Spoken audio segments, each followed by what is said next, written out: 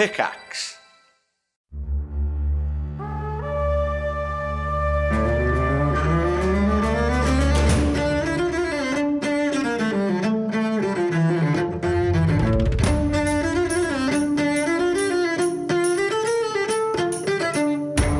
Thanks for dropping into the cast party. Join the cast and crew as they are lobbed from their Hollywood film set into the crazy world of Dungeons and Dragons. And action!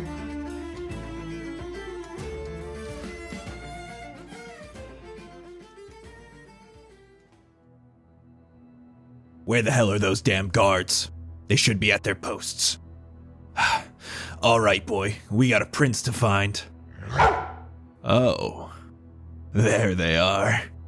You enjoy your treat, boy? They were better use as treats than guards anyway. I'm just glad you worked up an appetite. Xander's alien abduction is our very first Patreon stretch goal, and we are nearly there. At 100 patrons, we will be running an intense, ridiculous, hilarious, and probably very stressful, well, for Xander at least, one-shot depicting the soon-to-be canon story of Xander's abduction. So head on over to patreon.com/castparty and become an official part of the cast and crew. And while you're there, check out the loads of exclusive content from all of us at Cast Party. And welcome to the cast and crew. Enjoy the episode. Hello, everyone, and welcome to Cast Party. My name is Colin McManus, and I will be your director for today. I am joined by my revolution-starting cast and crew, Ryan McManus. Hi, Sebastian Vivaldi Greensleeves, an emo at heart musician who has actually had a hidden connection with Blueberry before meeting her for the first time on set. Blueberry starred in a commercial for an essential oil company where Sebastian had actually written the jingle for the ad, which he titled, "People Who Don't Use Oils Make No Frankincense." Was he on set for the commercial and you just never spoke with her, or? No, he did it from his hometown. Okay. We have Anna Brisbane. Blueberry Sky, the elven druid actress who thought when she was 18 that she wanted to be a normal kid and also prove that she was smart, so she started attending USC for environmental studies, but then she didn't make it past midterms before realizing it was way too much work and not like the movies portray college, so she dropped out, and she tries to hide the fact that she ever tried and instead pretends that she's always been too busy working and doing community service work and environmental activism for a university. It's cute, Yeah. I like it. Blueberry be like, I'm not like other kids. The hair swoop just made that so much better. We have Nigel Deacon. What up, Xander Gucci Supreme, who overheard Jett talking about the squirrel wars out of context and got curious, so he started doing research on his own. At first glance, it was a lot of guides online about how to combat critters in your garden, but as he delved deeper into the subject, he found a much darker side of things. As it turned out, in the more suburban areas of Ohio in the 60s, there had been a nearly undocumented event where dozens of small-town citizens used squirrels to spread increasingly more dangerous poisons and diseases to kill off rival gardens of neighbors that had wronged each other. It started out as a systematic spreading of things like black rot and other plant-borne diseases that would destroy beautifully tended gardens. But as things escalated, the residents began targeting the children of their neighbors. There was a mass death of children in a town that's no longer named after the squirrels had been trained to approach children, and the proximity to whatever was in their fur, presumed arsenic, killed off the kids, who did not know any better about the wars going on around them. When the parents were found out about what they had done, they were arrested, and the US government was worried that something like this would scare the residents of the country because it was just normal folks that turned deadly over gardens and did everything they could to wipe this town and its events from history. Now, the town exists only as misplaced boards among fields and trees. Jett played dumb about knowing any of it, which Xander thought was weird, but also understood the code, so let it go. Oh my god. What? So I don't know how much of this was real research that Nigel did and found something interesting about squirrels, or if you made up the entire thing. The world will never know. I truly, truly apologize to whoever is going to have to write this D&D wiki article about our show when we get to that project, because that's now canon, so I'm sorry. And finally, we have Vince Perino. Jett the Boulder Chambers, big burly heartthrob. So, because so many people say puns around him and they all know how much he absolutely hates puns because he doesn't understand them and he can't pun himself, he decided that before they were transported that he was going to buy a book. And he did some research and he found this beautiful book called The Complete Pun Book by Art Moger.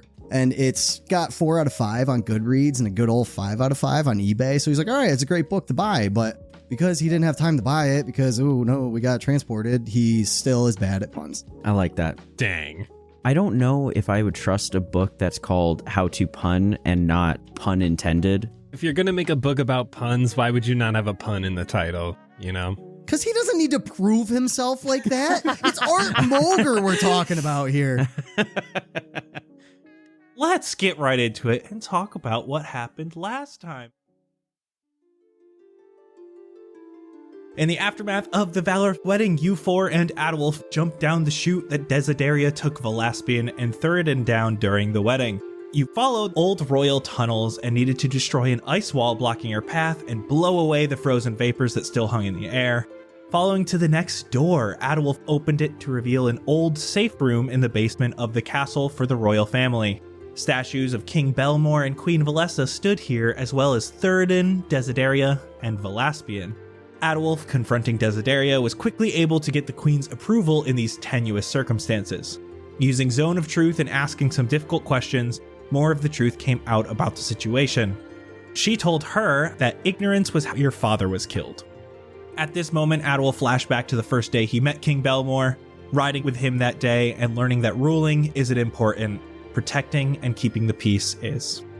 The king ran into a nearby house where there was distress. Adolf knocked out one of the men holding a woman captive as the king fell prey to a thrown dagger. Adolf marked the dwarvish man who ran out of the house. The king pronounced Adolf protector of the princess and told him, even in death, to always reach for his hand. Adolf then went and hunted down the assailant with the king's blade.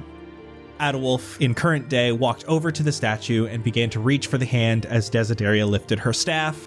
A fight broke out. Velaspian was moved into the safety of this newly opened tunnel. A dire fight for a magic staff ended with the Gloom Knight dead, an army flooding the basement, Desideria stuck outside the door with no staff, and you all having Prince Thuridin unconscious. Desideria told the keeper to get the dog and pick up the scent. You continued down this pathway to a small room that you did not recognize. Velaspian exclaimed she used to live here. As you searched and discovered, she was brought here to be treated as a young girl.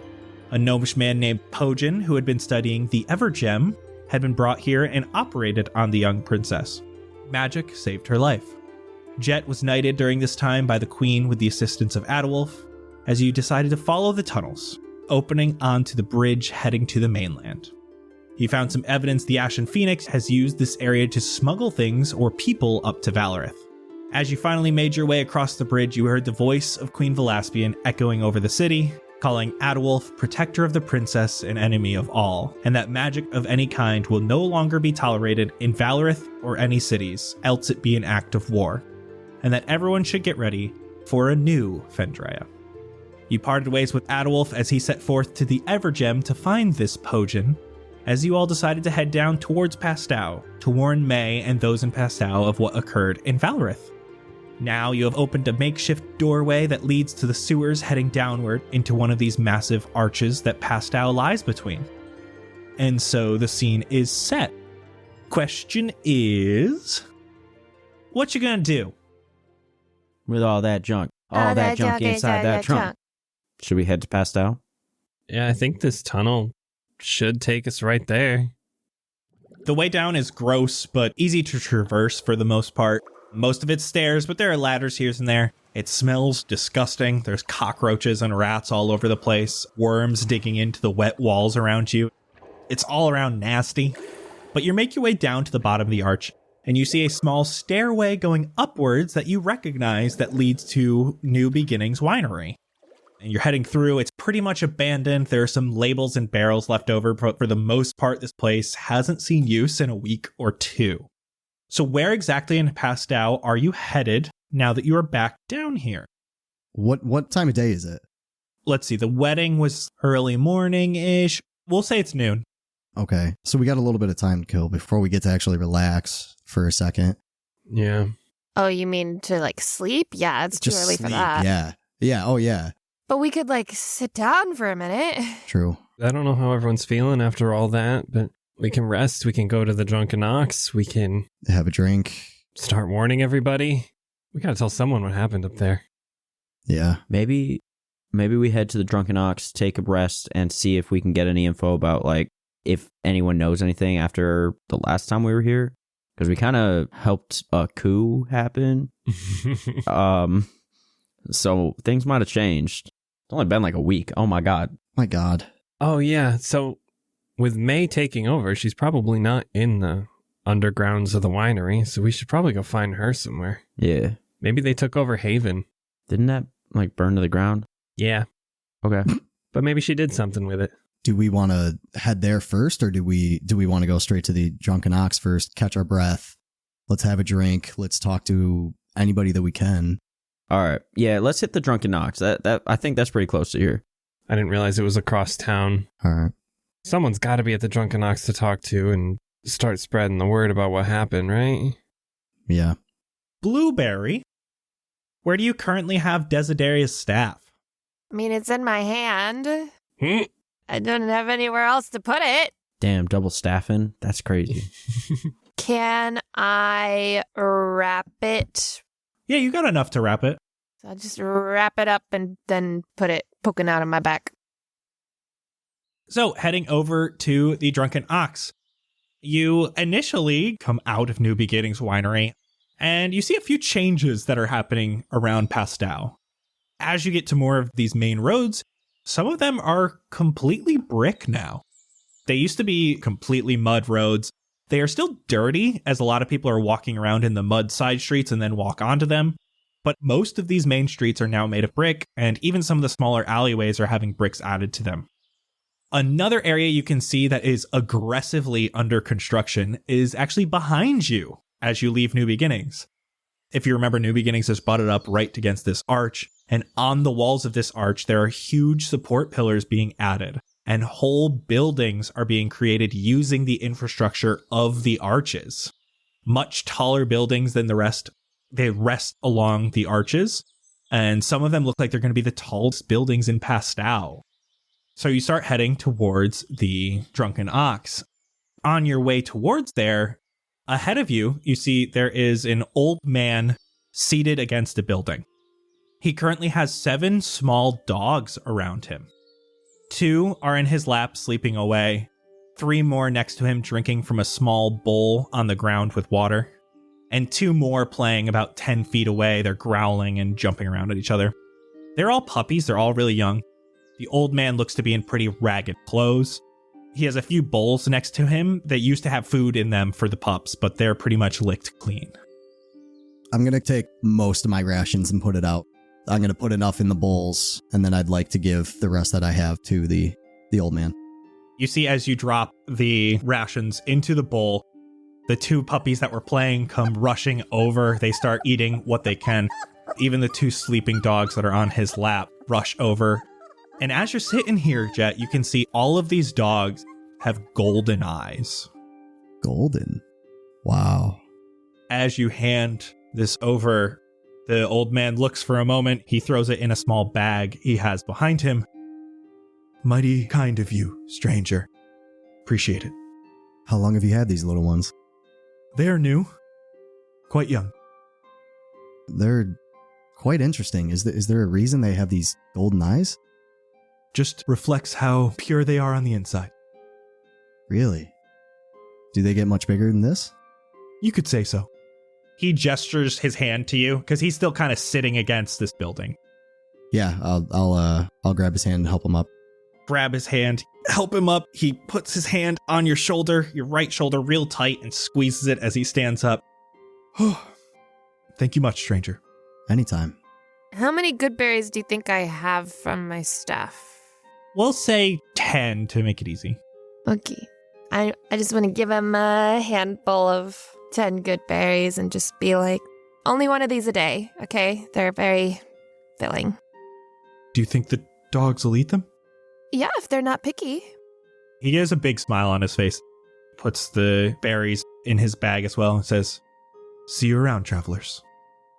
And he starts walking away as all of the dogs finish up their food and follow him. Excuse me, sir. Sir, before you go, is there a reason you have so many of these dogs? Yes. Do you mind me asking why? Do you mind me asking what you're doing here? Fair. You were mighty kind to me. I will allow you to ask for one piece of advice. Before I do that, can I ask you your name? Names don't matter for travelers. I'm gonna nudge Sebastian and be like, yo, do you think this guy is like God? 'Cause he got all them dogs around him, and like dog backwards is God. And he's like cryptic as fuck right now. It could be. That would make a lot of sense. And remember that like old adage of like, if God was a beggar, would you look the other way? That song was fire. Right? Why would he just be offering advice? If he's God, like he can't like give us much else other than advice without it being like, boom, divine miracle. Like I'm not ready to be a dad. I'm not trying to have no like immaculate conception, divine miracles coming on out the wazoo. Anyway. Jett, what's happening? He's asking if we want any advice from one traveler to another.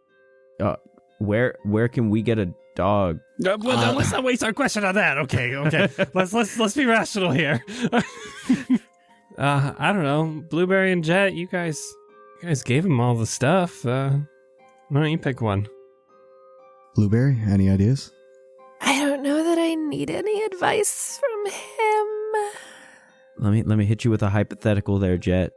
What if you were to ask him, like, hypothetically, theoretically, if he had started some sort of revolution that would affect the whole world as we know it, what would he do next? Did you catch that, friend? Is that your ask? Yes.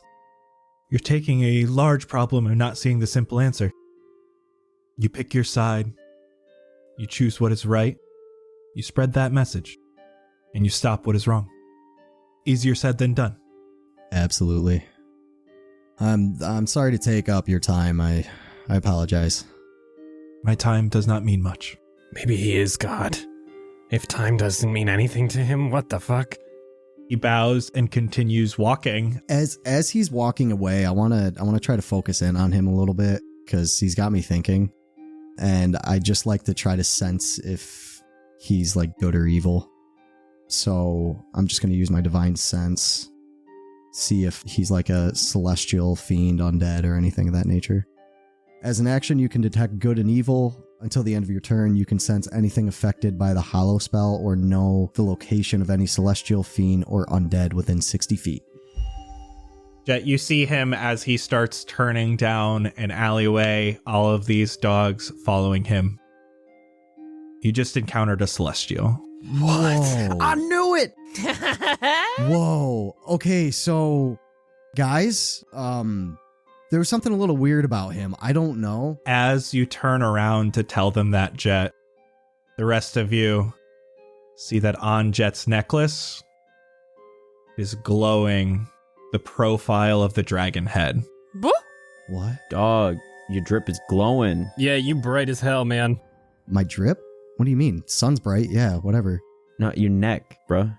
Your necklace. Has that had a dragon on it the whole time? It glowed a dragon head when we were on the boat. Really? Yeah. You sure? When we saw the dragon, it did that same thing. And it just glows for a second and then fades back to your normal medallion. As they're saying that to me, I'll grab the pendant and hold it up so I can look at it. Give me a religion check. 16. You can tell that Whatever you just encountered caused this to happen again. You remember that the last time it happened, you encountered something just before as well. Guys, does this seem familiar to you at all? It did the same thing when we were in the boat on the way back from Valorith when you saw that dragon in the sky. Yes, this is reoccurring. Why is this happening? Where did you get that necklace? My mother gave it to me. I wear it every day. Could she be magic? My mom? I don't know. Where'd she get it? K Jewelers? I don't know. I wonder if it's like a sense of justice. Like a radius kind of thing. Where just something so good and pure and wholesome is in your vicinity, that thing just lights up. Side note, Vince doesn't know if a celestial's good or bad. Celestial is godly. Like an angel. He's an angel! Angelic. Yeah, that's a better word than godly. Guys, do we follow him? What? Why? Something special about him, I don't know. I just feel like I should follow. Like a good Christian man. Yeah, he's a man of whatever their god is. Who's their god? What's the god? What is God? What is God? What is God? Are feet shoes?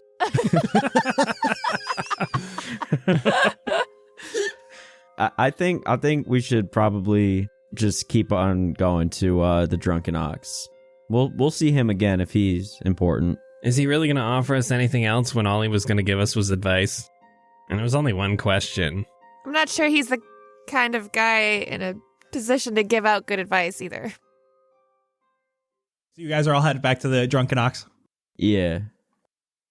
You guys head over. You are not that far away. Enter the Drunken Ox. You start looking around. You can see that it is not bowling night, so they do have the ox out, and there's a bunch of people over looking at some people riding the ox. Hey, didn't someone want to do the mechanical bull last time and we didn't get to do it? Oh my god. It was one of us. I can't remember who.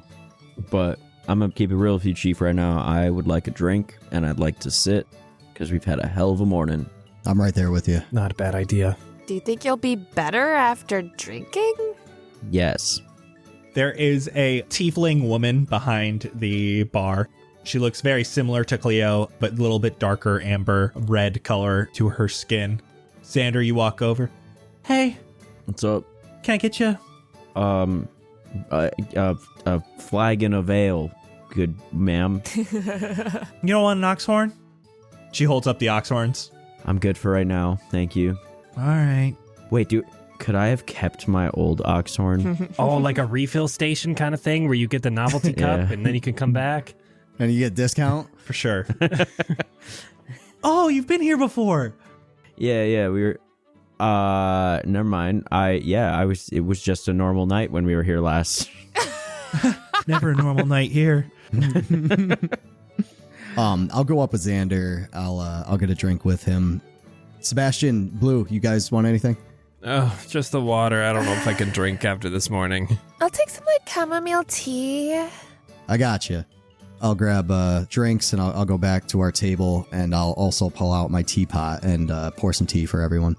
She gives you a couple extra mugs so you can pour the tea, but she also gets you a beverage of choice. Yeah, I'll take an ale as well. And I'll break out the donuts. We got a nice breakfast. Lunch? Brunch? Ooh, See how many donuts we got. 4. Are we brunching right now? we're brunching so hard. Boozy brunching. You hear some cheering and jeering from the crowd. All of a sudden, you hear, all right, it's my turn. Get out of the way. The boy. You hear Jatoba getting on the ox. He immediately gets thrown off. It's still early in the morning. Fine, I'm just not drunk enough yet. And he starts walking up the stairs out of that pit. And he notices you guys. Well, fine, you can show up on Ox Night, but won't come back for bowling? Jatoba! He's like laughing as he walks over. He climbs up on the stool and he daps up Xander. Hell yeah. How we doing? How's everybody? Oh, you might want to get real familiar with that, Jatoba. Let's just get that right out there. Oh, I'm already good at it. Boom. Oh, he does a left one. Oh, shit. Only a professional hits you with the left. Why, you guys making it a thing? New hello? Kinda. You could say that. I'll lean in real close and kind of start filling him in on all this stuff. Basically, Jatoba, we started a little bit of a revolution. The princess is gone. Oh, I know. The Ashen Phoenix are doing great. No. Kind of a... Up north, up top. Yeah. This is the revolution to Electric Boogaloo. Oh. Yeah, no. So, all right. So, Queen of Valorith and King of Elverath. There's that wedding that was supposed to happen for their kids. Yeah. Yeah. So, Had a lot of extra people coming here for that. oh, y'all watch it on the big screen? So that was like the football game. Yeah. Anyway, Queen and King are dead. Oh. Okay. Like, for realsies, dead as fuck. That was not us. That was the Magistrate. So, Oh, yeah. and then the new Queen, Queen Velaspian, chill chick. She is currently on the run with the homie. I'll pull out the camera, show the selfie of the three of us. That's her new hair. Just remember that. Yeah, and so the current queen that was the princess that's up there right now making announcements and laws and shit, that is Magistrate homie that's impersonating her. So basically, there's another revolution happening. This one's gonna affect like all of Andrea. That's kind of our bad, but not really, because like they did it themselves and we were just there. You know, Magistrate, they don't come down here much, so I think I'll be okay. I mean, we don't really use any magic on the ship or anything. But, I mean, I'll pass it along. I know Yusora's gonna want to hear about that. Yeah. Please spread it around. I know you're on your boat and stuff all the time. You're the best person out of all of us to kind of start spreading that around. Mm-hmm. People need to know what happened up there. Yeah. Just know that if the queen is long-haired like this, she can't be trusted. She's an imposter. And like this is gonna be big. Like this is something that's gonna be hitting all of Andrea. Like they're really gonna be cracking down. And now that they've got that figurehead, they got a power. Like the Magistrate was already kind of strong. We did that whole like prison break shit. And we saw that like firsthand. But Oh, you did that? oh yeah, that's right. You yeah. We found the homie. Oh, nice. Man, we have so much to catch you up on. You guys tell Jatoba about everything. You guys give him a big story. He tells you about some places he's been recently. We'll count this as a short rest. Oi. Heck yeah. He tells you that he's about to leave Pastow for a while. He's got a couple really big trips planned. The first one, he's going all the way to Cordalra, then Wooded Holly, and then back to the Crimson Grove, so he says he'll speak to them then. Then he'll be in Pastow for a few days before heading to Eagle Hill, Fairmore, and then he's going all the way down towards Umberdale. That's a new one. I haven't heard of that one before. Do you know how long that'll be? About a week and a half until he comes to Pastow, and then another 2 to 3 weeks for the second trip. You should really tell May about all this stuff. Yeah, we were going to catch her up. Do you know where she's residing now? I mean, she's still in that tent. Oh, just a tent. I would have thought they got a building up there by now. They do, but she's not living in it. Up by Haven. Yeah, up on the stones. Word. Cool. Thanks, boss. Yeah. Jatoba, what do you know about the Witchven Forest? Oh, I'm going to Umberdale. Are those the same thing?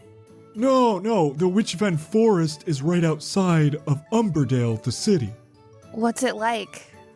So Umberdale, they're looking for workers and stuff, so I have a couple workers who don't want to be on the ship anymore. Umberdale's got this problem where the Witchven Forest never stops growing. Oh.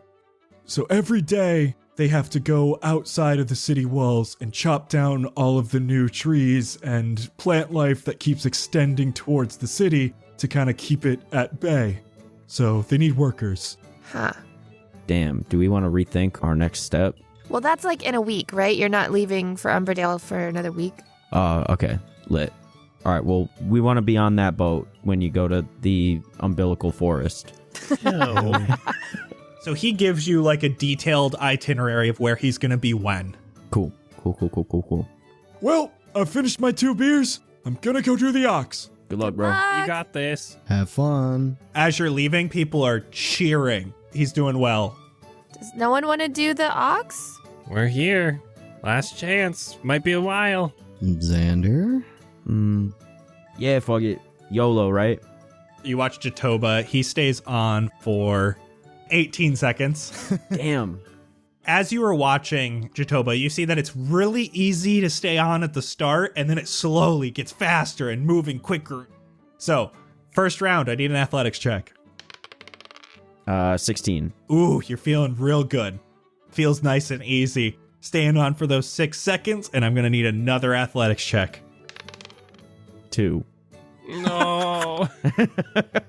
Right after that 6th second, it just happens to go really low forward, and you start slipping off, and then it comes right back up, and you front flip out and hit your face on the hay that's all around. All right. Ooh. Oh. No, that wasn't pretty.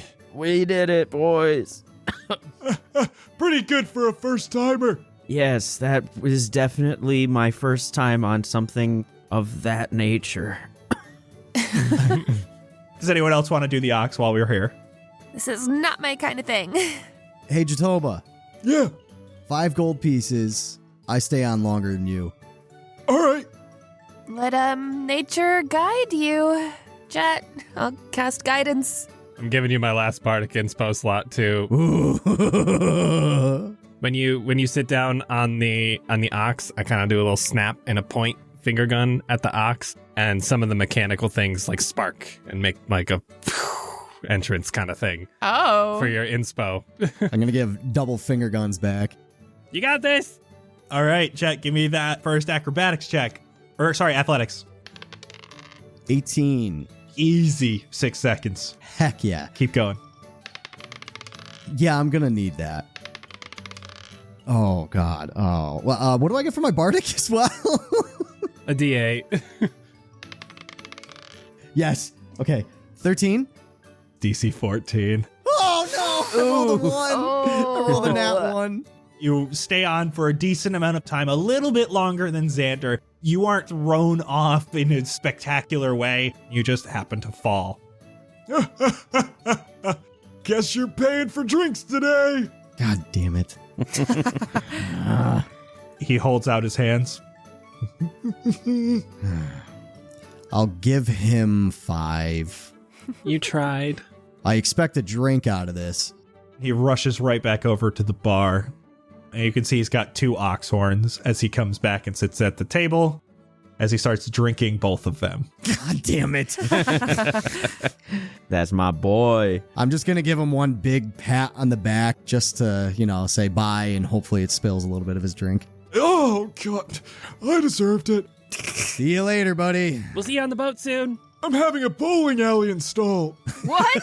That's hype as hell. That's yacht status, bro. So you guys head over to Haven. Finally, when you get there, you can see that the rubble from where the tavern once stood is now completely gone. There are actually a few buildings here now. Most are still shells and are still being constructed, but some are functional. There's one relatively small building that is serving food to a line full of people. There's another building here that seems like it's fully construction and has tons of windows. It's 3 stories tall, and there are a lot of people coming into and out of this building. Also, the tent that was being used by Jaria is still up on this platform. There's some Ashen Phoenix guards here, and from outside the tent, you can see May is currently inside speaking with someone and pointing to a table. There's May. Hey, yo. May perks her eyes up from inside. Didn't expect to see you anytime soon. Come in. What are you doing back here so soon? So, funny story. So funny. We are a part of a second revolution. Oh, gosh. Oops. Did you pick the right side again? I sure hope so. It sounds like it. Seems like it. At least this one is for, the betterment of all of Fendrea. So I guess it's a good thing, right? I think you guys are pretty good at making decisions. Word. Thanks. You fill in May about everything that happened in Valorith, teach her the DAP, and that it's the sign of the revolution. She tells you, we don't use a lot of magic here.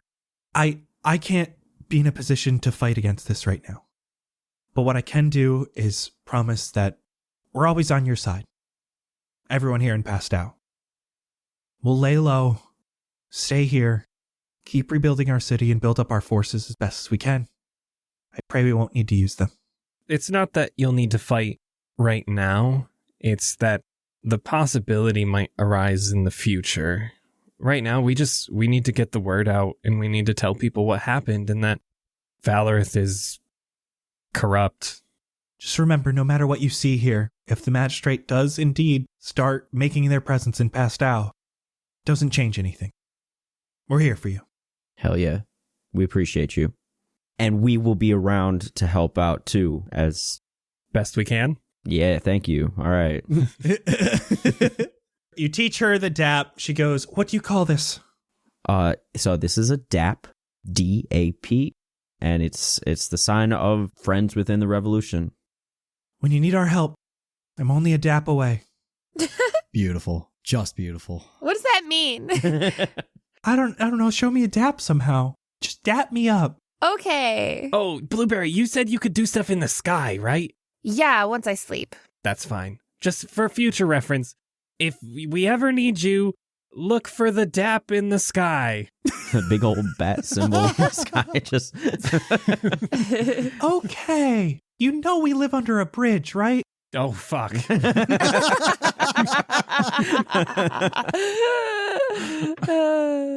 I do skywriting like under the bridge? This bridge, yes, because it is that big, so you technically could.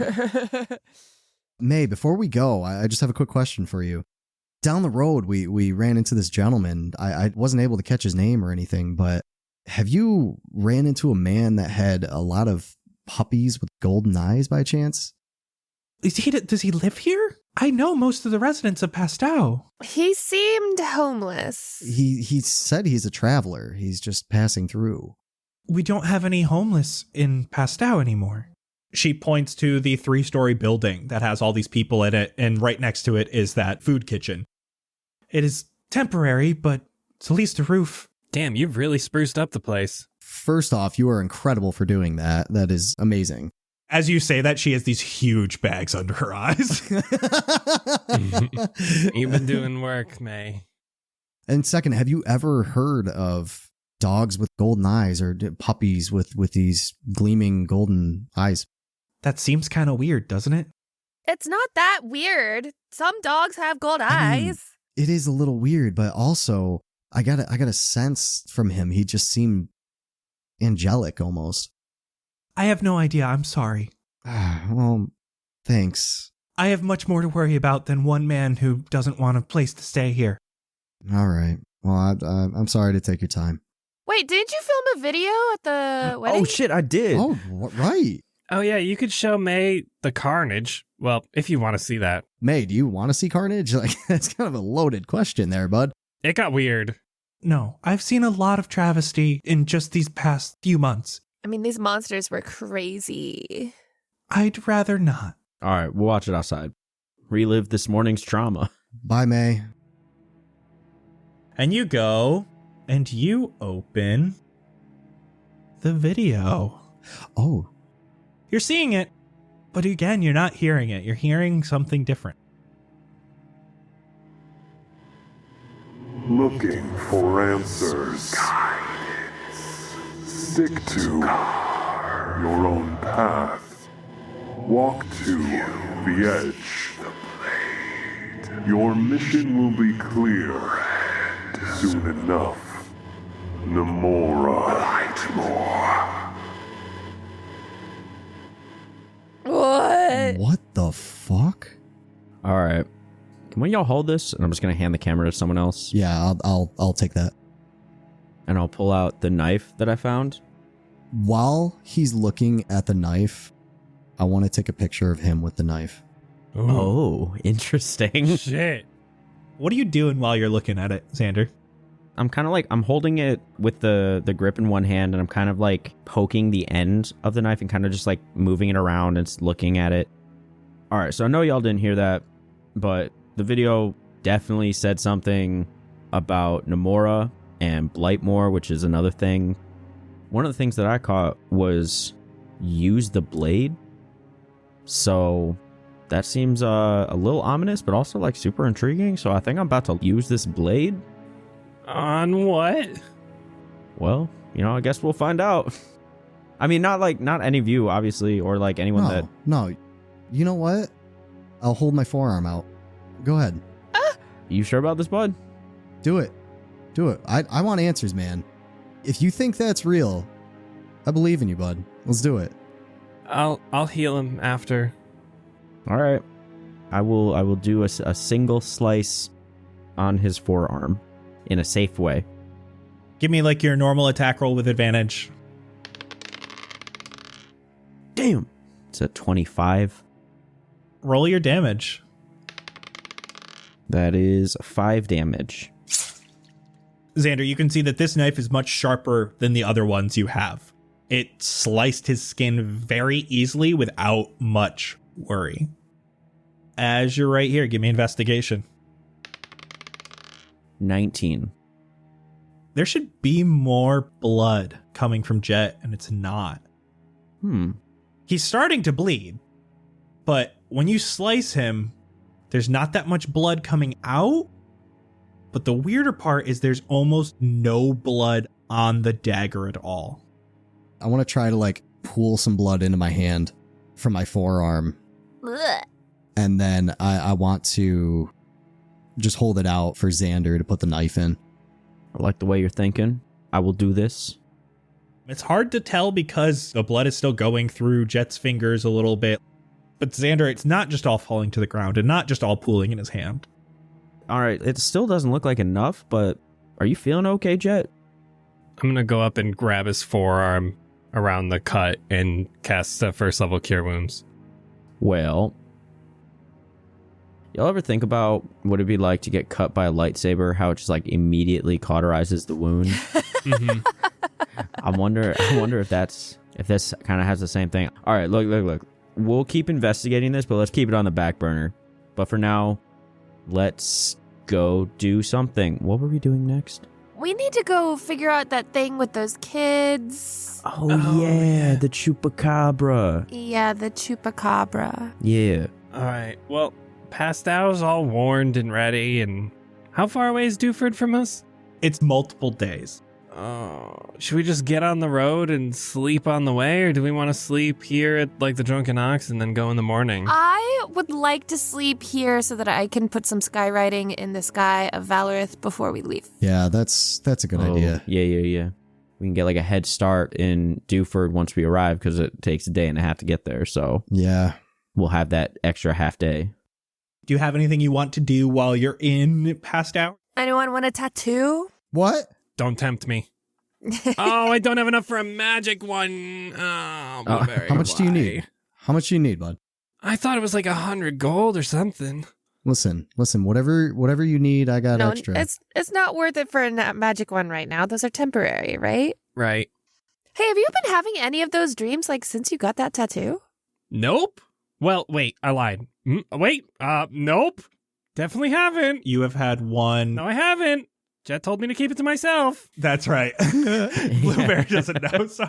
So, did your tattoo fix you? Yes.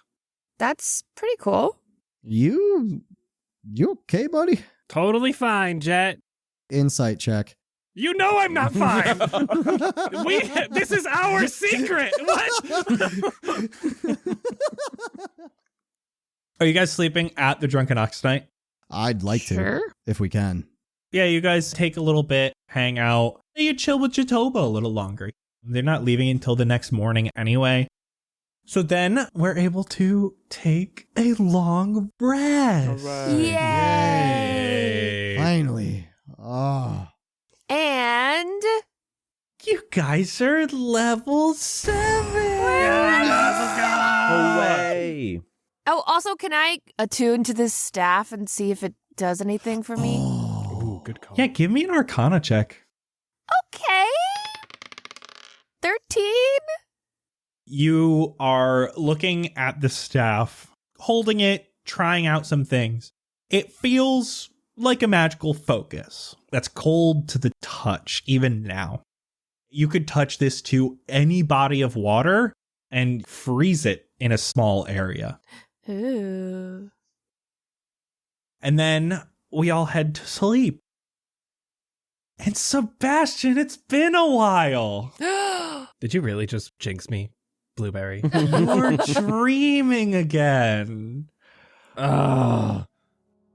Takes you a little bit to fall asleep, but once you fall asleep, it is like an instant shift into the inside of a hallway of a lavish mansion. Whoa. Ahead of you is the red-haired commanding woman from your last dream. Her hair is in an updo, and she's wearing a lavish red dress. As she walks, you can see that she bends down. She pulls out a small wooden spike that she concealed inside one of the heels she's wearing on her high-heeled shoes. Walking just behind her is an older gentleman. He's got a top hat and cane. He's wearing a full black tuxedo. As are you. Ooh. You look down and have a full-on Fendrayan tuxedo on. And moving along, you and the man with the cane follow this woman down a beautifully decorated hallway. There's chandeliers made of glass above you. There's side tables with seemingly no purpose other than to hold the occasional plant or painting for decoration. This seems to be like a less traveled area of this mansion. You can hear, however, the mumbled garblings of a party that is going on relatively close by inside this mansion. The woman herself, she moves to a doorway on the left of the hallway as the older gentleman takes the ball on top of his cane off, and it reveals a dagger. He bends down and he starts to jimmy a door on the right side of this hallway, while the woman on the left side does the same.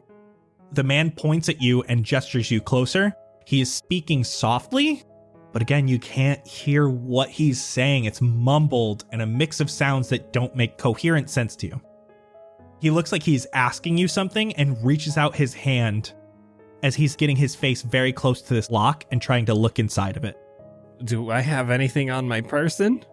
You have a small box in your left pant pocket, but in the right pant pocket, you have like a somewhat larger leather bag. And you pull this out and you can see that it is a lock-picking set. I'll undo the bag and reach in and grab all the tools and then dump them in the guy's hand. You give him like so many tools. He kind of looks at you angrily and puts his finger up to his mouth like, shh.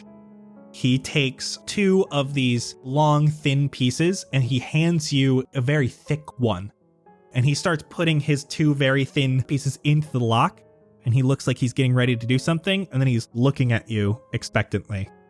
I'll take the big one and put it in the knob? I don't know. He guides you to the inside of the lock. Oh, right. So then he starts lifting these tumblers. You can hear they start to...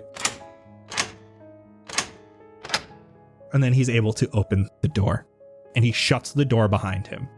Oh, okay. I'll gather the tools back up and pop them back in the bag and set the bag back where it was on my person. The woman next to you turns around and looks at you. She definitely has like a determined face on. She again puts her finger to her mouth, gestures you closer to her. I'll walk up. She looks you right in the eyes and she's speaking to you. She looks like she's asking questions. I don't know what you want.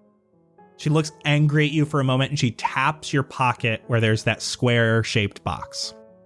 I'll reach in and pull it out. You recognize it, and before you can open it, she grabs your hands and keeps it closed. Okay. This is the small box she handed you in your last dream. A little music box. She opens the door that she had just finished picking. She points up a set of stairs. I'll start marching if she doesn't go first. You start marching and she closes the door behind you. Oh. Okay. I guess this is mine. I'll keep going up the stairs. It's not too far and you arrive on a balcony. The balcony overlooks the party that you heard earlier.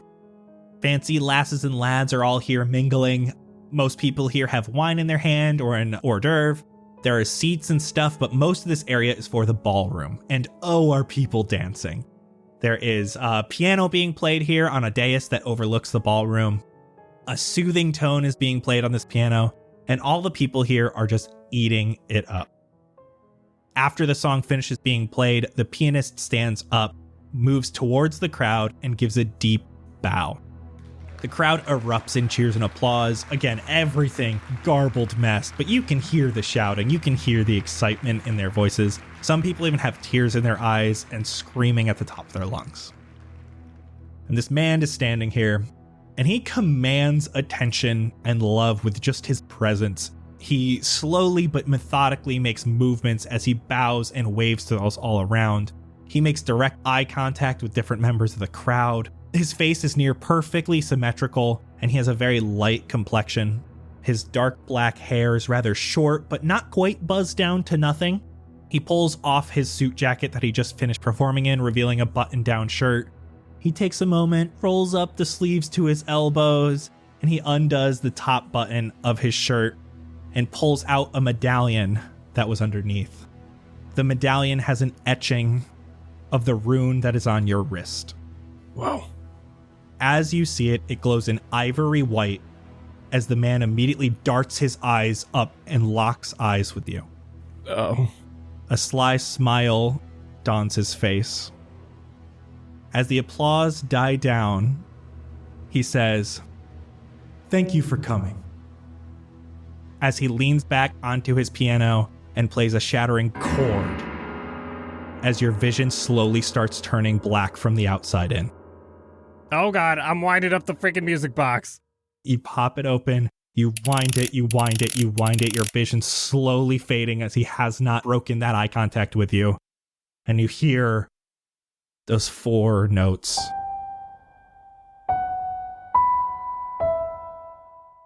As you awaken.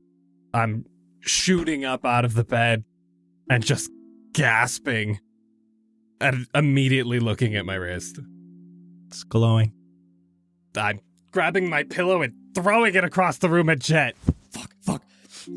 What? Fuck, what? That's glowing again! Oh, shit. Do you have another dream, bud? Yeah. Oh, God. It wasn't, scary, but I heard someone for the first time. Tell me everything. I was in this, castle, mansion. I don't know, it was a beautiful big house, and Had you seen it in your past dreams? it was a new place. There was another person there. There's the same lady with red hair that I saw from the last one, and Okay. I helped this guy break into a room, but then he closed the door and he disappeared. Who was the guy? Do you know who he was? Did he look familiar? No, I didn't recognize him. He was an older guy. I didn't really get the sense of, he was familiar or anything. And then I went up to the lady with the red. She was dressed nice and I was dressed nice, and she sent me up these stairs to, this fancy balcony that overlooked, a ballroom kind of thing, and everyone was dancing and having a good time. And then I saw this guy who was playing piano, and he had a necklace on, and it was the same as on my wrist. It was the same thing. And then it glowed, and he looked at me. I don't know if, he could sense me, or if he just saw me. But I saw his necklace glow, and then he made eye contact with me, and he was the first one I was ever able to actually understand in the dream. Everyone else is just garbles and mumbles. But I heard him speak. What did he say? Thank you for coming. Coming where? I'm assuming it was addressed to me, but he was at a party. And he looked directly at you? Direct eye contact the whole time. Do you still remember all of these faces? I'd be able to pick them out, probably. They're really vivid. Could you draw them? Ooh. Do you think you could do that? I'm not much of an artist in that way, but I could give it a shot. Do we have a piece of paper and some sort of writing utensil in the room? I'm sure you could find something. All right, here, try your best. I'll try sketching the lady in red first.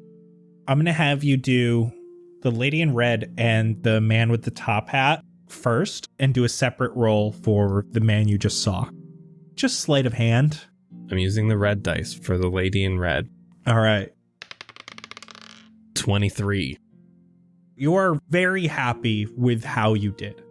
They're not photorealistic in any way. They're still cartoonish, but Still get the features in there. I remember her a lot because she was in the last one. So at least she came out okay. Yeah, it's good. And you're able to do the guy with the top hat. He's got white chin strap with a little bit of fancy mustache going on. The little curl on the edges. Bushy, very long eyebrows, almost unkempt. And that's the guy who broke into the door and he had me help him. And then he disappeared on the other side. Okay. All right. Good mustache. Now give me another roll for the man you just saw. Damn. 11. I'm lucky in that. I'm gonna lucky. We're going lucky on that. Oh, shit. For a natural fucking 20. Oh. 25. Yes. Oh. Yes. His eye contact was intense. Even as the darkness was completely covering your eyes, you could still feel it. You could still almost see it in the blackness. That face was burned into your mind. And he had this commanding presence. He demanded love from these people. And you're able to completely recreate his face in like extreme detail. And this was the guy who made eye contact with me. He seemed to have been like the host or something. He seemed real important. Those are some eyes, man. It got real intense. You have never seen this one. No, this was the first time I've seen him in particular. And he was the one with the necklace, and that's when I'll add in his amulet to finish the drawing. Here's what we're gonna do. This is all of the people that you saw? Yeah, aside from just some random blank faces, those seem to be the important people. All right. I'm going to fold up the paper as best as I can, and I'm going to hide it in my armor somewhere safe. We're going to keep this for safekeeping. Should we tell the others now? What do you think? I don't know. They're getting scarier, but in a danger sense of the word. I think we're at a good point where we should. I think it would be the best for all of us right now. But let's wait until the morning. Let's let everybody sleep. Okay. And I'm going to look down at my wrist with like the faint dimming of the tattoo. I'm just going to say, God fucking damn it, Blueberry. Try to go back to sleep. It's not that much longer before dawn, and everyone wakes up. Xander! What up? There's something in your pocket! While I'm checking for that, I look at Nomura, who is sitting on my chest now because he appeared in the night, and he's just looking like kind of buff now. Like he's just like a little bit more muscular. Like shit. He's just looking like maybe a little taller. Like he got a new haircut. Like he's looking good. Okay. I took what is it called? Investment of the Chainmaster or something like that. What's that? It's my new Eldritch Invocation, which makes him an actual like helpful person in combat. Damn. That giant third Nathrix eye fits a little bit better on his forehead now. Exactly. Oh god. Oh yes. So let's roll that. 16. It's a ticket to 2014 Burning Man that was never ripped. Oh, what the fuck? Nice. Shit, how old is Xander? Damn, son, I was only like 20 when that happened. How did I not? I was definitely there. Did I sneak into Burning Man? After buying a ticket? Yeah. That sounds like a Xander thing to do. I'm going to call everybody into Sebastian and I's room. Good morning. I don't want to hear it, Blueberry. What? What's your problem? You jinxed me! I did no such thing.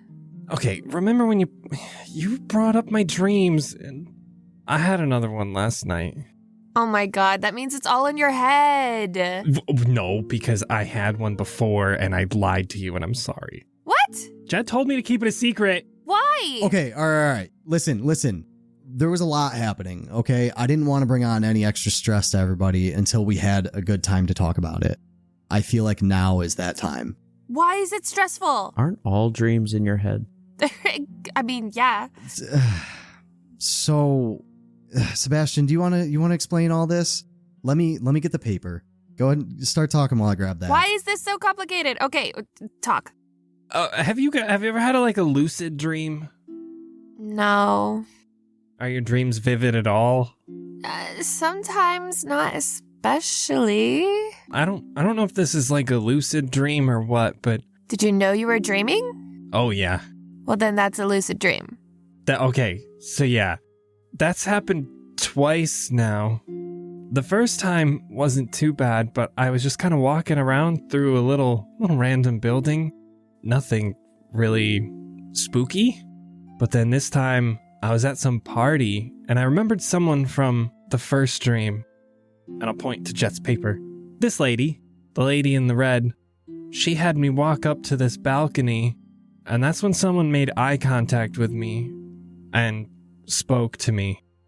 Point to my wrist with the rune. He had a necklace on with the exact same thing, and it lit up. And that's when he looked at me, and he said, "Thank you for coming." And then I woke up all sweaty. And you're concerned by this? I mean, it got real intense and real spooky, and I can never wake myself up.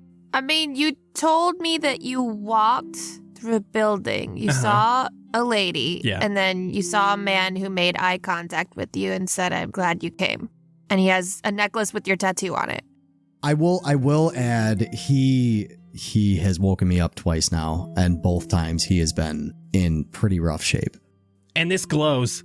I'll hold up my arm. And that glows. Is it glowing right now? No, it has faded. When does it glow? When I wake up, probably when I'm sleeping too, if I were to guess. I think it fades after I regain my consciousness. I'm going to cast sleep on Sebastian. God damn it. I don't know if it does enough hit points. We'll see. I don't have a lot. 28? Oh no, that's half. Yep. You just feel drowsy for a second and then you're good. Ugh, I need some coffee to wake up. Okay, it's hitting me. But no, I know it's it. When I explain it, it doesn't sound like a lot, but when you're there, I don't know. It feels like there's just so much weight, but like on my entire being. Everything just feels off. Just like a sense of dread the whole time. So why did you get that tattoo? I thought it was cool. But you're scared of it. Now, yeah. Where'd you get that rune from again, though?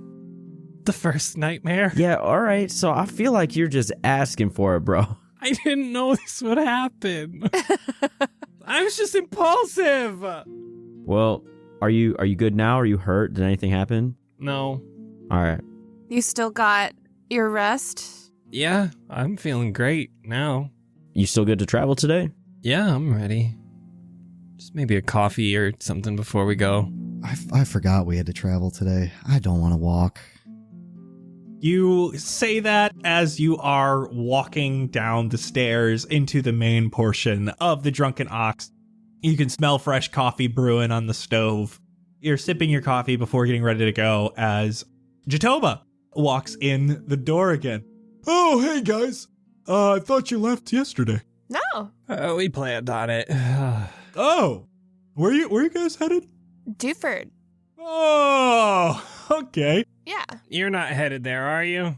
No, I'm technically going to Cordalra, but like, I could spit on the docks at Duford from where we're going. I mean... Can you spit us out onto the docks? I could spit you onto the Paybrook docks, and then you just gotta walk 30 minutes to Duford. Oh my god. That's much better. Yeah, I mean, you leaving today? Thank God. I'm leaving, like, after I get coffee. Oh. Oh, that's what we were gonna do. All right. Last time you got a freebie. 1 gold each. And he puts his hand out. All right. Jatoba, we just paid you last night. No. You bet me last night, and you lost. Damn it. I give him a gold. Yup, same. It's worth it for the ship. Give him a gold. I want to head to the edge of Valorith first. As close as I have to get to access their skies. It's not hard. You literally just have to kind of leave the Drunken Ox. If you remember, getting to the docks of Pastow, you actually have to go around the arch. So you actually have to go out from underneath the bridge to get there. and you have the view of the Valorith wall as well as the sky above it. All right. Yeah, it says range is sight. So as long as I can see the sky, I think I can put it over there. So guys, am I like really straightforward and I'm like, the queen is an imposter, she's Desideria, or am I like, have you ever seen Desideria and the queen in the same room? Like, you know? I mean, Even though they did like yesterday, but like starting now. Oh my god. are you restricted to like how long it can be? Not super, but I don't think I can write like a paragraph. Should I just say the queen is an imposter from the magistrate? Don't trust her? Maybe just like Up to 10 words. edit it down to queen is an imposter, beware the magistrate. Is that enough? That's 8 words. Okay. Final answer? Add bitches at the end. What? Okay, I will cast Skywrite over Valorith to say the queen is a lying imposter. Beware the magistrate. 2 exclamation points. It lasts for a long time, right? Concentration up to an hour. As you guys jump on Jatoba's boat, you guys get out onto the sea, and it's there for quite a long time. Let's go. It gets smaller and smaller as you get into the distance, but it is right over Valorith. I wonder what they're thinking over there. Yeah. A few hours is all it is to sail to Paybrook, which is a small village outside of Dewford. It is a small town. You can see it's very much like a logging town. Everything is made of wood. It's pretty simple. You guys just have to say a quick goodbye to Jatoba as he heads off to Cordalra. You guys are on your way to Dewford. Let's hunt a chupacabra, bruh. How far of a walk do we have? 30 minutes? Hmm. Not too long. Yeah. Let's go. This is half hour of walking on a pretty well-traveled road because this is the only way Dewford has access to the seas. They're pretty wide roads. There's a lot of people here hanging out, doing their thing. As you're approaching Dewford, where are you going initially? To the home of the Owl Man. The owl man. Well, what do we see? Entering the general Dewford area, there is that fenced-off enclosure to the side where the dogs are playing. There's still the market here in the main courtyard. There is a temple off to the right of the main walkway that is overrun with people. A lot of people here are looking melancholy, but there is some laughter and praying going on even outside of this temple. To the left, you can see a sign on a small building. It has a dog's head on its paws sleeping. Oh. And the sign says, "The Tired Pup Inn." Oh. Cute as heck. This place is really busy right now. There are even tents set up outside of the inn. Behind this market is the largest building, which is not that large, but it seems to be the town hall. It has the banner on it with the salamander climbing a hill that you had seen on the caravan that was initially carrying the owl cages. God, I miss Pebbles. Should we go see Quillian or should we just go into town hall and ask how we can help? I mean, I didn't realize Quillian lived this far out of town. I mean, we're here. We might as well just start asking around, right? Yeah. You're kind of moving into like the open air market. Again, these have the carts that are pulled by these dogs. It's a bunch of halflings out. There are some other races here as well. Some elves, some humans, especially the occasional dwarf. As you get closer and into the market area, you can see that there's also just off to the side a butcher and baker that seem to be sharing the same building. Can we tell what it's a temple to? Above the door to this temple is a symbol of a filled cornucopia. Seeing that, you can give me a religion check. 16. Blueberry, you know from your various looking into random books and stuff over the time you've been here. Uh-huh. This is a temple to Yandala. She is a halfling goddess of fertility and protection. I feel like those two don't go together. Well, to be fair, I almost wrote infertility in the notes. Oh, there you go. That one makes more sense. I guess that makes it, makes it a little closer. She's the goddess to planned parenthood one way or the other. Hey, there you go. So to the town hall? That's probably where we'll get some answers, right? Yeah. Inside of the town hall is reminiscent of a normal household, but just on a much larger scale. It's still very short, and you all are ducking through the doorway going in, but there is enough space on the inside for you to stand with your heads just narrowly missing the roof. The place isn't that busy right now, but there are a few halfling guards with big spears. There are dogs in here sitting nicely and some drooling on the ground. Mastiffs, St. Bernards, Newfoundlands, these dogs are all pretty familiar, as you saw some of them moving along with the owl cages when you saw them about a week or two ago. But you can see one kind of well-dressed man comes out. He looks up to you. He's got a little bit of a beard that is like a chin strap, but a little bit thicker, a raggedy head of brown hair. And he seems quite peppy. He seems like he's a little bit excited. Mayor Tibblesworth IV. Hello, outsiders. Are you the 4th Mayor Tibblesworth? No, my name is Tibblesworth. I am Terrence Tibblesworth IV, and I am the mayor. Okay, cool. Yes. Welcome to Dewford. May I help you find something? No. We're wondering if we could help you find something. Bingo. You've seen the posters. Yeah. Have we? Yeah. It was like the first thing we saw when we got out of the vacation. Oh, yeah. We saw the posters. Oh, well, thank Yondala. Please come in. And he gesture you down to some seating areas, full on couches that would fit multiple halflings. They kind of seem like love seats that would only fit one of you guys. Please, if I can be of any assistance at all, we must figure out what is happening to our children. I will pay you handsomely if you can fix our problem. Hell yeah. Okay. But what can you tell us about it? Like we need some info to go off on. Oh, what could I possibly start with? We've had 4 girls taken so far. Crystal, Tati, Felicia, and now Clarissa. Oh no. Are they all what are the ages like? Are they all kids? Crystal was 12, Tati was 9, Felicia was 11, and Clarissa was 9. Guys, that was Quillian's daughter. I guess Mort didn't do his job. Oh no. Which one? Mort! Clarissa. Oh. Yes, Clarissa was just taken a day and a half ago. Oh no. It's okay, we'll find her. We'll find her. I'll give you as much information as I can. And he goes and he grabs a book. We've kind of compiled all the disappearances as well as some of the unsolved mysteries. But we have someone in custody. Oh.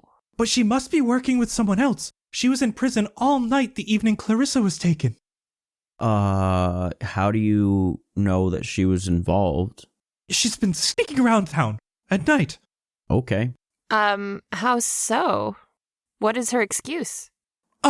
She says she wants to help the children.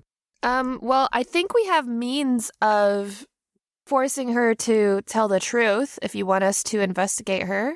Xander will crack his knuckles. Oh, no. There will be no torture in my building. No, not torture. It's like very light, happy magic.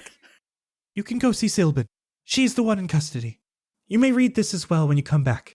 He shows you the book. I'll keep it here and we can talk about it as you come back. Right down there. He points. Some of the guards take you down to their little prison cell area just underneath the town hall. And the only woman in here is a halfling woman. Oh, is that the mayor? Bring him down here. He knows I'm not part of this help. He knows? I told him. Okay, let us talk to you for a second. We just got here. We just got filled in. We want to prove whether or not you're telling the truth, and we can do that. Is that cool? Great.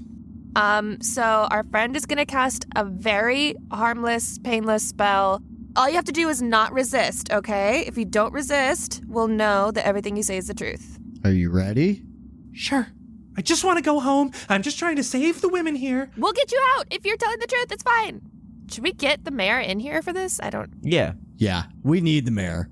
Xander will say runs back upstairs. Xander, give me a dexterity saving throw. Oh God. 19. Start running up these stairs, and as you turn this corner, going back up, you narrowly smack your head on one of these stairs because it's so short. But yes, you bring Tibblesworth down. I would like to position him so that he is also within the zone of truth. Ooh. Just want to make sure everybody's telling the truth here. What is going on here? Nothing, no worries. We're just kind of hanging out, doing some things, not painful at all. Now, don't worry, I'm going to cast a spell. It's only going to hurt a little bit, and Zone of Truth. Wait, she said harmless. Ah! Oh. Gotcha. Neither of them tried to resist, and the mayor looks at you and goes, "Will you grab that stool for me?" Yes. And you bring him over a stool, and he sits down next to the cage. All right. Sylvan, what are you doing sneaking around at night? I've been taking it upon myself to go hunting for the ones in town who are going missing. She's been patrolling with a shovel. She hides in the shadows. Yes, of course I do, because you guys aren't doing anything to help stop this. You think those owls are going to help at all? She sounds like she's at least trying. So, y'all can't be telling lies here, so what Sylvan just said was the truth. Let's see if we can word this correctly so it's not like some genie magic where they're like super specific. All right, so you sneak around at night, obviously, so that you're not seen by the kidnappers, and you yourself have never kidnapped anyone in this town. No, I have not kidnapped anyone in this town.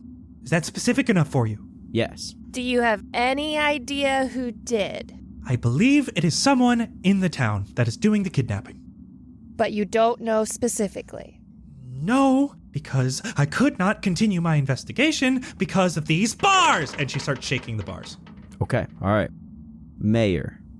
Listen, any tracks that had been leading to the houses where the children were stolen always came from inside the town somewhere. And any trail leading away, if there was any, most of them did not have trails, they all went the same direction, northwest, into the forest. All the tracks that you've seen have been human tracks, correct? Yes, as much as I know. Xander, Yeah. does that sound like any of your cryptids? I mean, sort of. The MO is similar to the chupacabra, but the chupacabra definitely has like cloven hooves or claws or something, so it wouldn't be leaving human tracks unless it found a pair of shoes. Any like shapeshifters?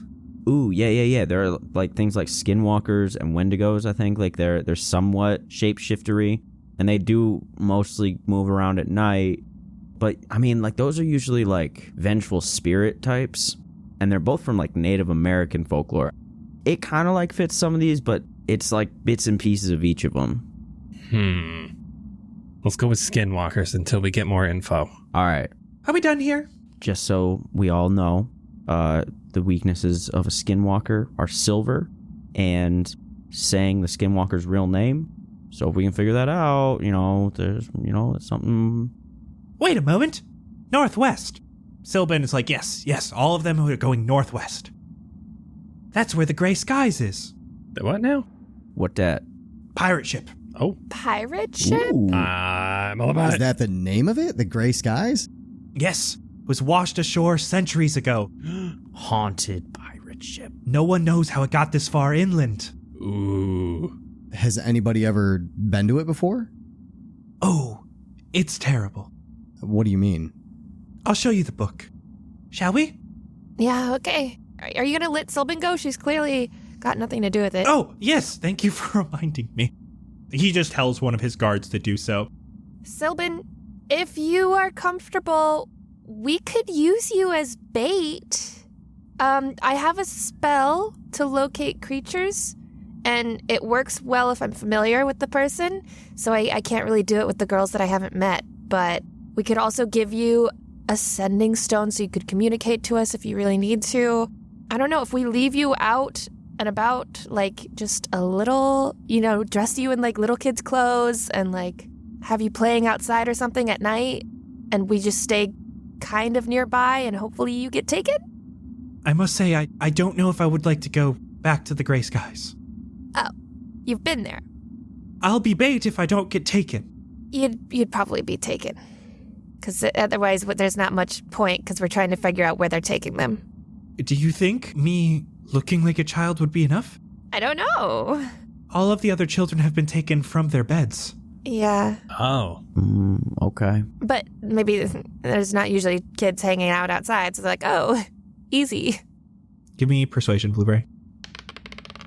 14. I am gonna go home. I'm gonna eat a nice warm meal. I will think long and hard about it. Okay, that's totally fair. We can go check out the thing first. The pirate ship. Be careful. What happens there? Terrible things. Okay, well, Well, now I'm afraid we won't even make it back to help. Come back to my place later tonight and I can explain a little more about the gray skies. or maybe the book will tell us. Always the book. And Mayor Tibblesworth IV takes you back upstairs, sits you down, and he hands you a book. There are 3 different pages that are newly written down, and it looks like they're old records from other things that have happened. There is the first pages that is recent disappearances, detailing Crystal, Tati, Felicia, and now Clarissa. Then there are the major unsolved crimes. A lot of them are very old, as well as there are older disappearances. The recent disappearances, you basically learn a little bit about each child, and that all of them have one thing in common. There was blood found in the bed at night. How much blood? This book does not say. Mayor, Yes, do you know how much blood was in their beds? I don't believe that much, but you could go ask Quillian. I don't know if he's gotten rid of the sheets yet from Clarissa's disappearance. Do you know the location of the blood? Like, was it all found in the same spot in the bed, or? I do not know. Also curious about this mark on the window with Crystal. Is there anything in the book about the ship? There are major unsolved crimes. The Gray Skies is a pirate ship washed ashore centuries ago. No one knows how it got this far inland. Whenever people get close to it, they start to go mad and see things that aren't there. Oh, good. People have seen creatures inside the ship and on its deck, but none can ever properly explain what they had seen. It is mentioned that there may be possible murderers and kidnappings from disappearances that occurred at this location. Law enforcement has tried to take over the ship, but was unable to do so as insanity and hallucinations began when entering the area. Oh. Guys, this is kind of intense. Yeah. Blueberry, you're looking through this book. You're skimming it. Why don't you give me your favorite check to make investigation?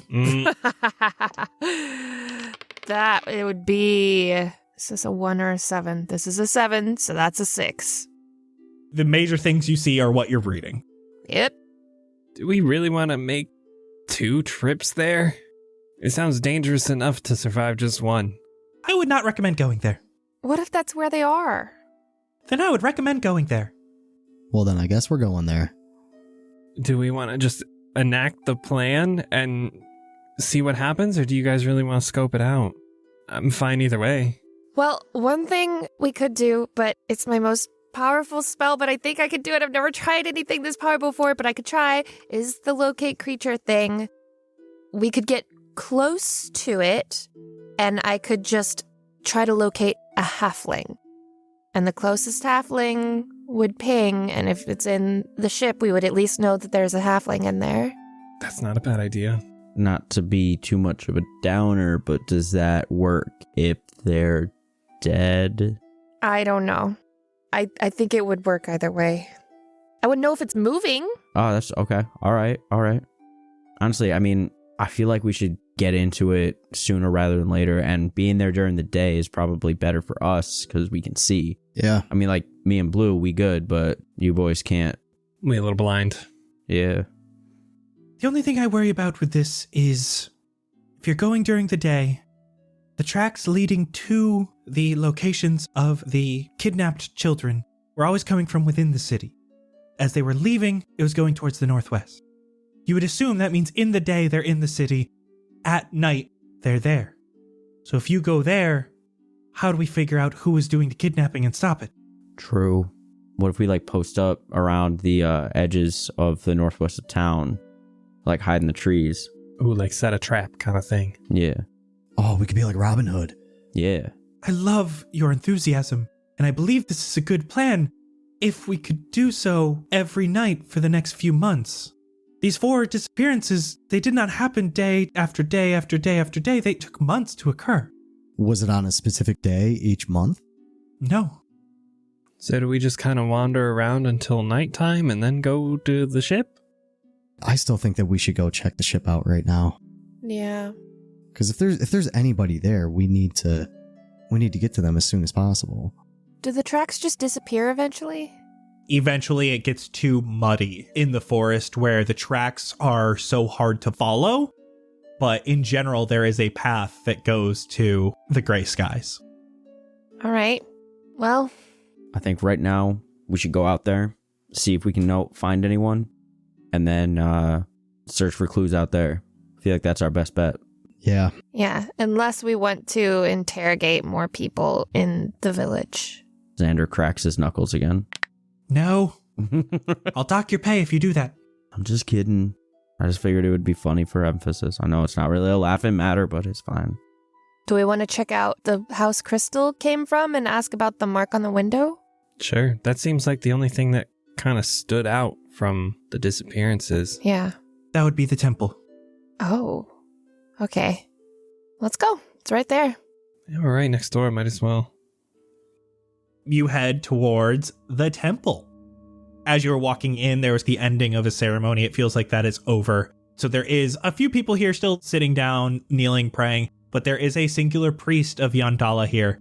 He's an older man in his 50s. He's got pretty dark skin. Welcome.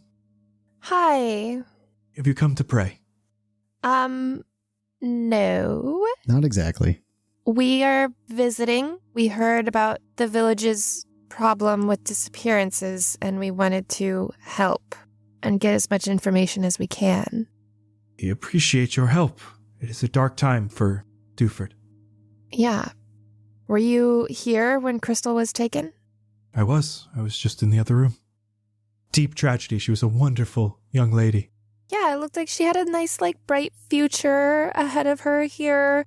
Really sad. Can you tell us about the mark on the window we heard about, or the blood on the bed? Yes, please. Actually, we can go to her room. Yeah. And he brings you into her room. This is a one-story temple. It's not huge. And he takes you into a small room. It's just a bed, a desk, and a singular window. He opens the window. Yes, there have been some marks noted. I don't know when they were here, but some believe that it may have been whoever took her.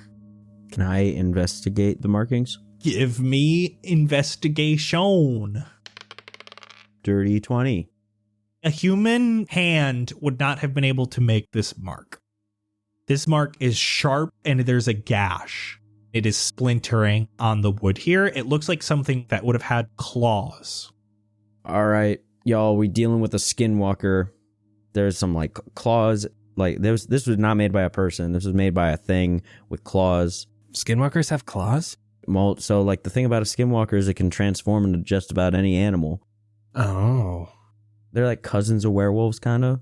But made out of skin. These weren't happening on full moons, were they? No. All right. How often do the 3 moons of Fendrea line up? Well, that just finished happening a few days ago. And that's when Clarissa was taken? It happens for about a week at a time. Oh. I don't believe it would have fallen in line with the other 3. Dang. I was almost so big brain right there. Do you know much about the blood on the beds, by chance? There was a small amount. Cleaned it myself. Near the head? No, almost directly in the center. Lower abdomen? Guys, what age are these children being taken at? 9 to 12. Yeah, you in the same boat as me? Yeah, I'm kind of in the same boat right there. I see. I don't understand. All right. About what age would you say a small girl becomes a woman? Oh, I would say probably the ages 9 to 12. Oh, wow. Aha! All right. Oh, well, isn't that curious? Crystal had to rush out of temple the day before she was taken for an urgent meeting. He does air quotes as he says meeting with the caregiver, Faye. Okay. Where is Faye? Just behind the town hall, slightly west. What if these girls are transforming and running away? Oh, shit. Oh, I didn't even think of that. I thought maybe something was targeting them. Aren't there human tracks coming out of the town though? Yeah. Yeah, but like you said, if it's a skinwalker kind of deal, I mean, they she would have human tracks, and then maybe she just transforms elsewhere. Like, gains the claws and stuff, and breaks out and runs. Sir, are there any more children about this age in town? Plenty. We're a large city. I wouldn't say large. Oh, yes, okay, fine. I like to talk us up. Many people have been staying at the inn so that they can stay in groups, hoping their sons and daughters won't be taken. Should we talk to Faye to test this theory? Yeah. There's too many possibilities. Xander, is it obvious from the mark that the creature was on its way out rather than on its way in? With his investigation check, he would say yes. Yes. That at least doesn't confirm, it doesn't disprove the theory. Because if it was going in, then we would know that that's not the case. But Right. now we just don't know for sure. All right. Well, then maybe we should talk to Faye, right? Like, we should find out what's going on there. Yeah. Maybe they're just straight up werewolves. I can't imagine Faye's in on it. She wasn't here when Jezebel was taken that many years ago. I assumed it was something similar. Years ago. Jezebel. I've been hoping it was something similar this entire time. She disappeared from her bed as a young girl, but she came back a week later. Oh, is she here now? Where is she? That might be a good question for the mayor. He knows a lot about the older disappearances and major unsolved crimes of Duford. Oh, right. Dun, dun, dun, dun, dun, dun, dun. He wrote a whole book. It's kind of crazy. Okay. I wonder why he didn't mention that to us when we were asking about these.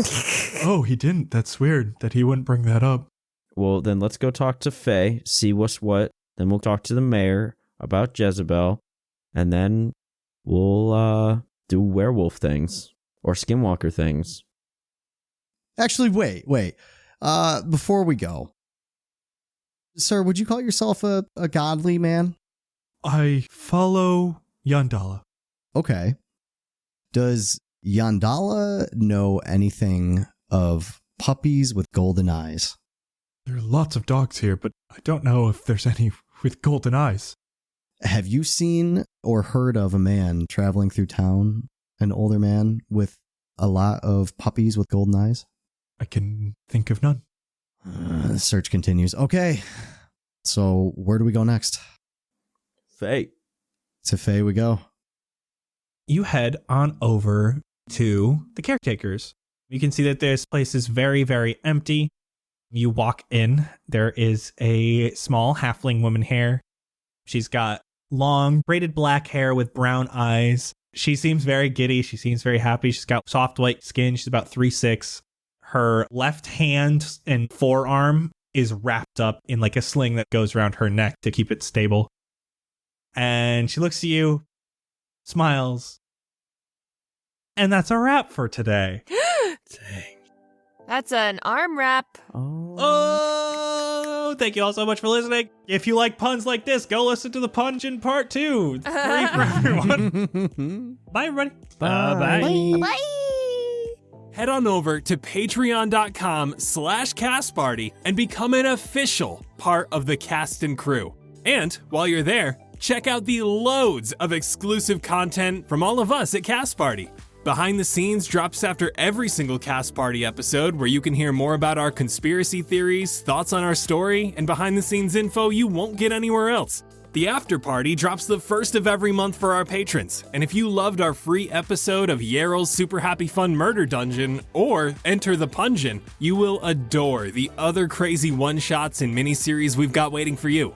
You'll also receive access to our community Discord, where we host live listening parties with all of us on the release night of every Cast Party episode, as well as entry into our merch giveaway that we do at the end of every single Cast Party episode.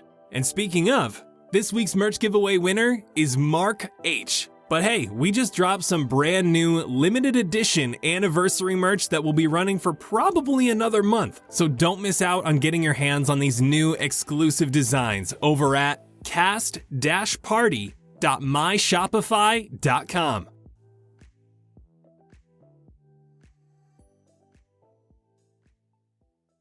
The answer must be in these old criminal records.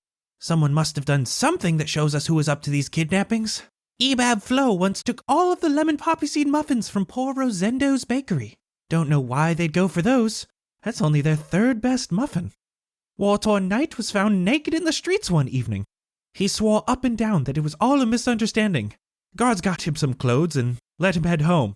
Guard Ash wrote on an extra note here, "The naked man smelled eerily of mustard.